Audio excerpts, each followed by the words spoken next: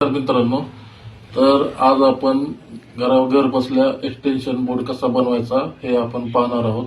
तर मित्रांनो, आपण मार्केटमधून एक्सटेन्शन बोर्ड घेतो पण तो काही टिकत नाही. तर त्यामुळं आपण आज बघणार आहोत की घरामध्ये मजबूत आणि टिकाऊ एक्सटेन्शन बोर्ड कसा बनवायचा.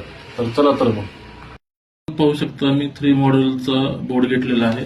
तर आपल्याला काय करायचंय, बघा एक 3 पिन आहे, एक सॉकेट आहे. आपण 16 एम्पियरचा बोर्ड घेतलाय. तर आपण चला तर मग वायरिंग करू. तर मित्रांनो, A3 कोरची मी वायर घेतलेली आहे. आपण बघू शकता आपल्याला हा फेज आहे. फेज म्हणजे लाल कलरचा असतो हे आपल्याला सर्वांना माहिती आहे.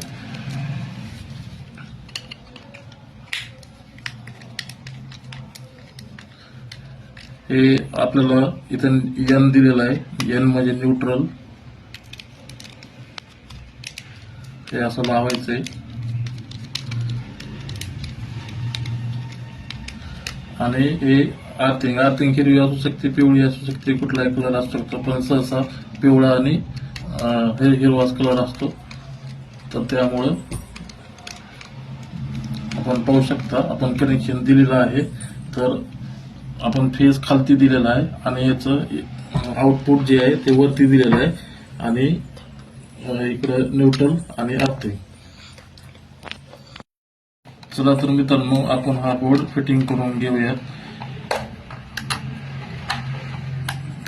मित्रांनो, आपण पाहू शकता की घरी बसून भले एक सॉकेट आणि एक स्विच आहे, पण हा बोर्ड एकदम टिकाऊ आणि मजबूत आहे. आणि आपण पाहू शकता मी 10 फुटाची केबल घेतलेली आहे आणि समोर आता एक टॉप लावायचा आहे 3 पिनचा. आणि आपण कुठेही, आपण कसंही कुठेही ह्याचा वापर करू शकतो. व्हिडिओ आवडला असेल मित्रांनो तर लाईक करा, फॉलो करा आणि सबस्क्राईब करायला विसरू नका. जय हिंद, जय महाराष्ट्र.